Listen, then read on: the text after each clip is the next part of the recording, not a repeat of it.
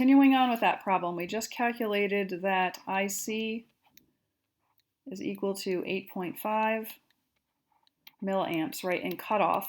So this is cutoff. And remember that cutoff means that, this is saturation. So saturation IC equals 8.5 milliamps. And VCE equals 0 volts. So I go over here on my graph, this is 0 volts, my VCE is 0, and I go up to 8. So right here, that's my point, my VCE, and my collector, my max collector current in saturation. And then in cutoff, I'm about 12 volts, so let's say right around there, that's 12 volts. And my current is 0 because remember that there was no wire between C and E. So now I'm going to grab my line, drag it in here. Oops.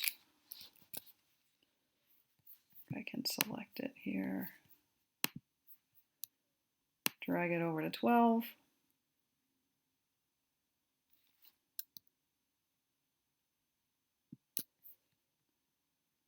That looks about right. So there's my load line, calculated from the two extreme conditions of the transistor not turning on, that's cutoff, and turning on all the way, and that's saturation. So next we're going to calculate our voltages when we're in amplifier mode, so in between cutoff and saturation. So let's start with our VB. So remember, we'll redraw the circuit, just a little version of the circuit so we don't forget.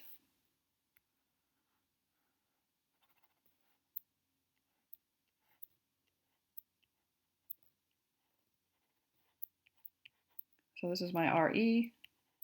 And actually, let's put in values so we don't forget what they are. So this is 220 ohms. My RC is 1.2K. And now my R1 over here, and my R2. My R1 is 20K.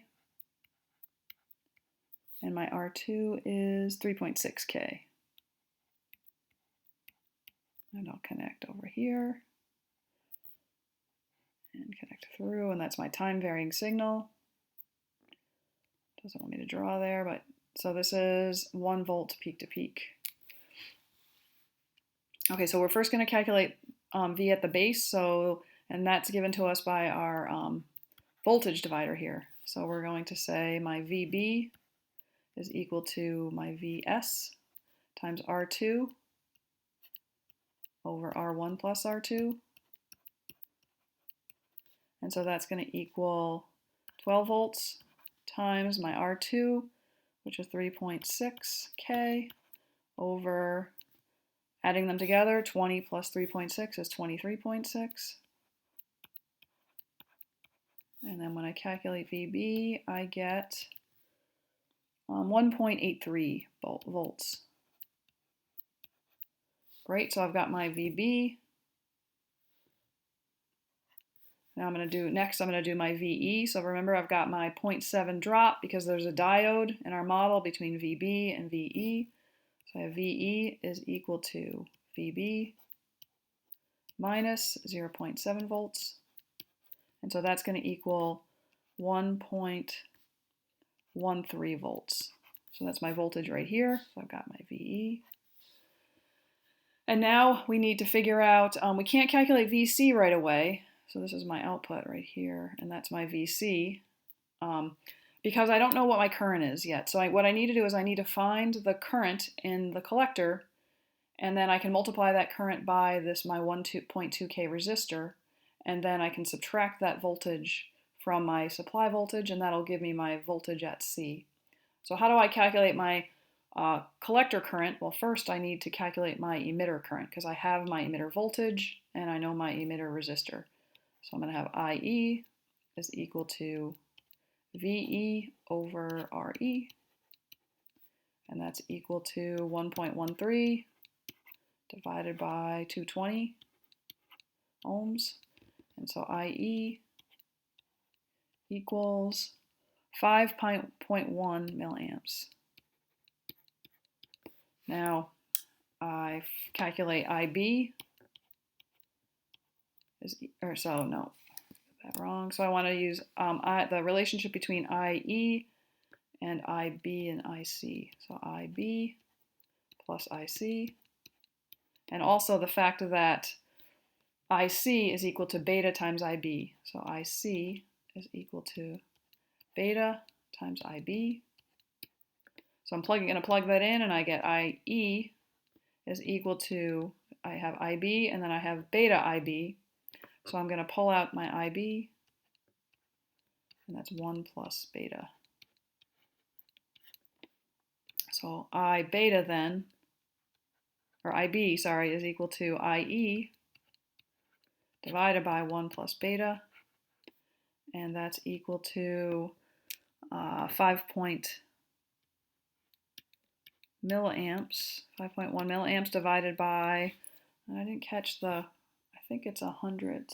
Yeah, beta is equal to 100, so this is going to be 101. And so IB then is equal to 51 microamps.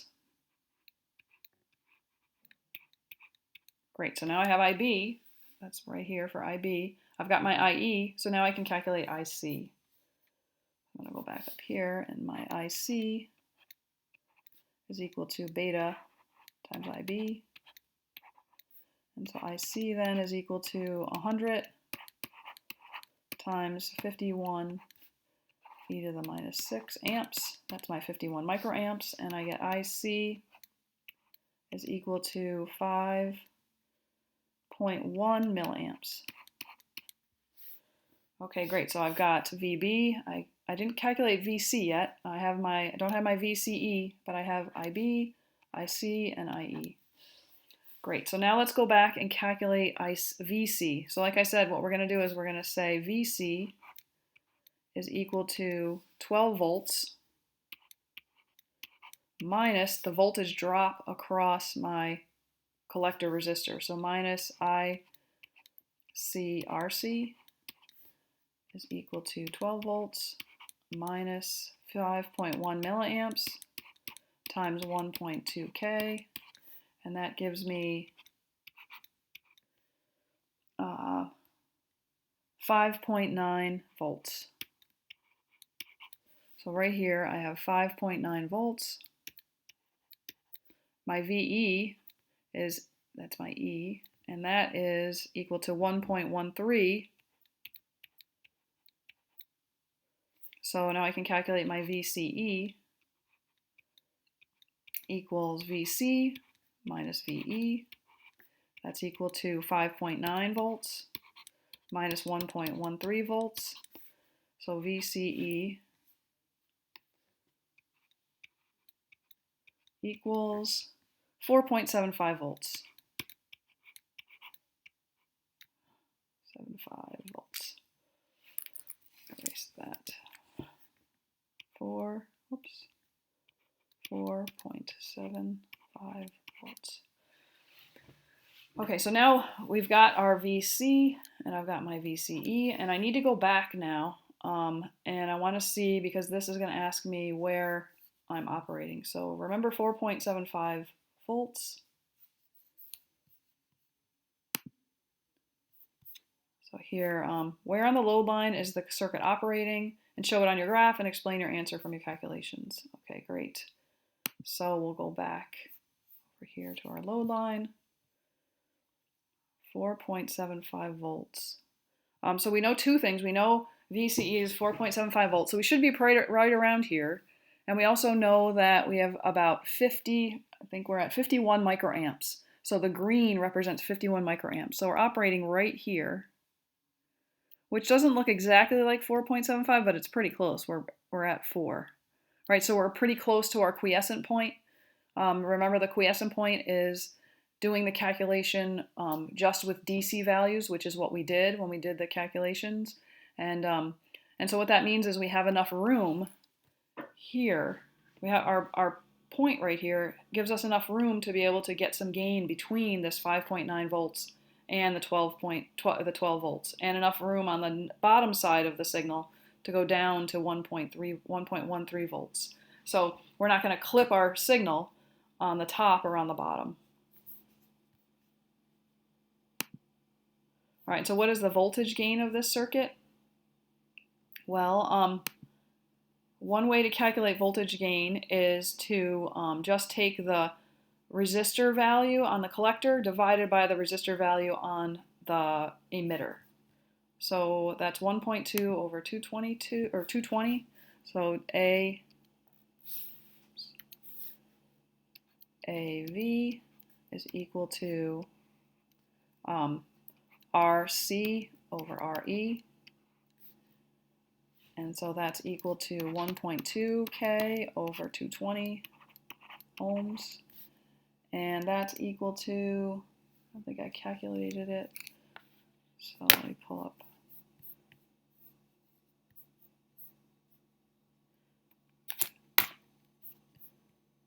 MATLAB, so just in the command window here, 1.2 divided by 0.2 gives me 6.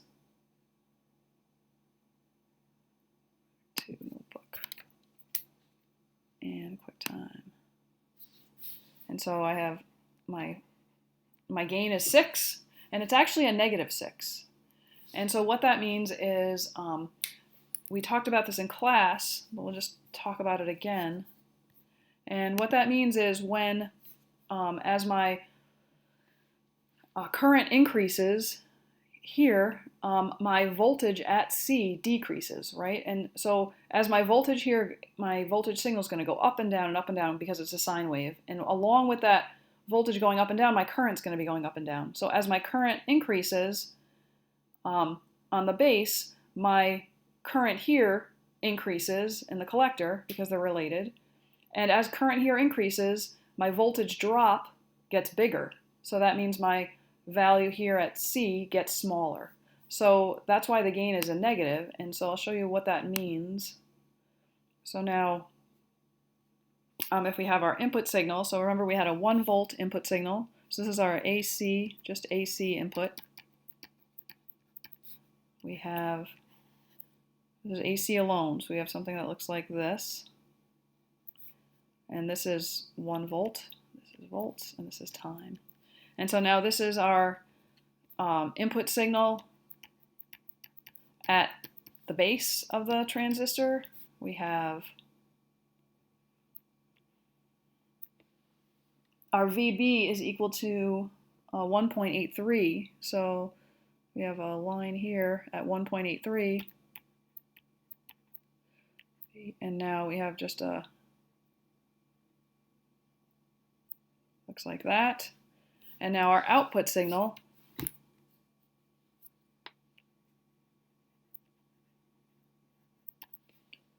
is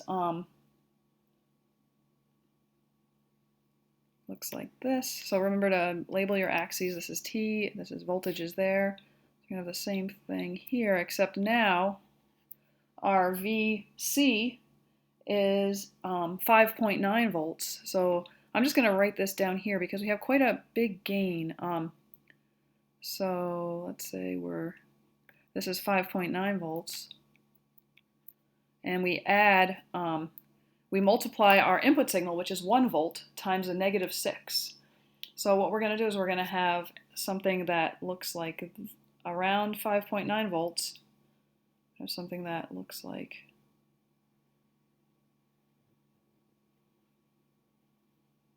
this. So notice it's inverted with respect, right? It's negative where at the beginning, whereas we're positive here. So that's where the negative 6 comes. What we've done is we've said our input signal is 1 volt, and we've multiplied it times a negative 6 to get a negative 6 volts. And so right here, this is 5.9 plus 6 volts, so it's like around 12 volts, and this is at 0 volts. So this has definitely created a gain, right? We have our 1 volt signal is amplified by a factor of 6, and it fits in our transistor output. So that's what a power amplifier is, and we're able to get the full signal through, and it's not clipped. And I think we've answered all the questions. So